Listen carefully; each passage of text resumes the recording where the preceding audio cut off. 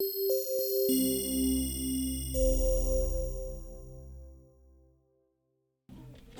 I be sorry that I didn't try? Mama, should I have told you that I loved you more?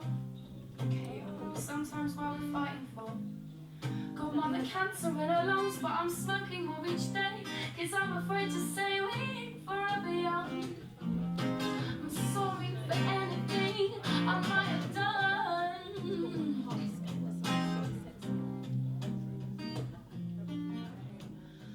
Oh, if I had to give 3 pieces of advice to an aspiring singer, it would be, first of all, to try not to take advice, and because everybody's sort of on their own journey and everyone's individual, so no one else's thing is going to be the same as yours, so you have to sort of create and learn your own way of doing things. So I would sort of say sort of to focus on your own journey, to not compare yourself to others, and to understand and to understand what makes you unique and embrace it, because that is what is going to set you apart from other people. So know what makes you different. Like if somebody else has got a really like I always used to think with Jessie J, I used to be like, oh my god, she's got this like amazing vocal, but it wouldn't intimidate me because I know that the way I write and my writing style is and the way and my vocal performance is what makes me me. So just embrace what makes you different. How do I cope with writer's block? It definitely happens, but I think I have sessions sometimes where I can't think of it's just something. Sometimes nothing comes to my head, or things will come to mind, but you just don't feel like it's not.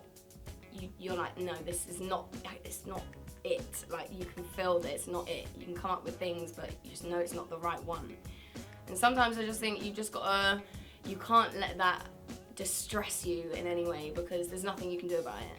I would say when I can't think of anything to say, I don't say it and I go out and live my life a bit.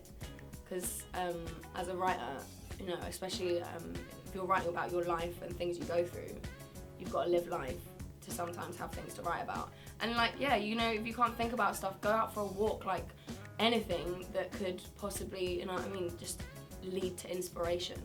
So I would say I try and not let it worry me, and just try and live my life a bit until something happens that's terrible enough to write about. Yeah. Well, I've performed I've always been in performing arts and performing situations. I've come from sort of a similar background to this. I've done performing arts courses, and so I'm used to being on stage. But I would say that until I was about 21, I was used to being on stage, maybe performing in shows, other people's things that they've written, musical theatre shows or covers or whatever. But I think that's probably what helped me, is that I was going to open mic nights and stuff. Even if you're singing a cover song, you're just getting used to singing in front of people.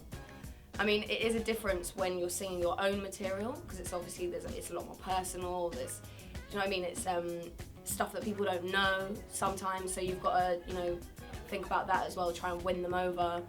But I think I always get nervous before I go on stage. I don't think that ever stops. I think everybody probably gets nervous, somewhat, before they go on stage. But I think that's a good thing, because that's adrenaline. You're supposed to feel that. That's part of it. Sometimes you might confuse adrenaline with nerves as well. It's all the same thing.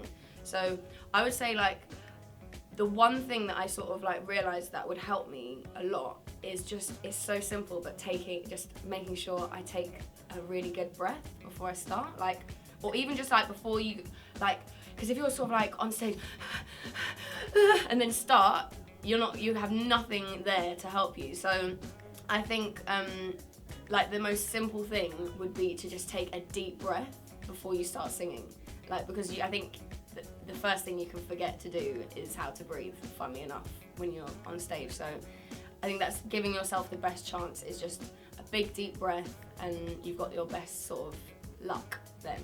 know. But I think, like I said, nerves is just something that is always going to happen.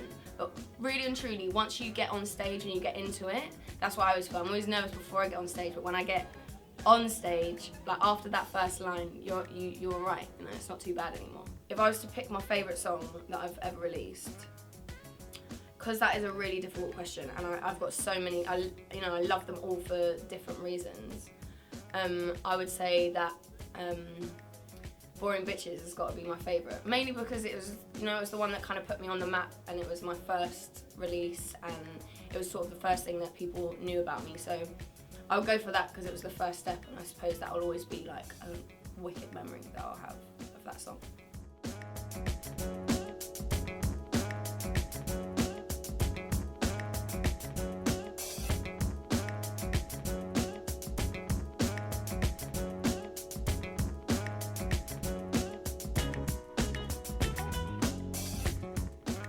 Hi, I'm Etta Bond. I like to express myself, and I'm a big creative.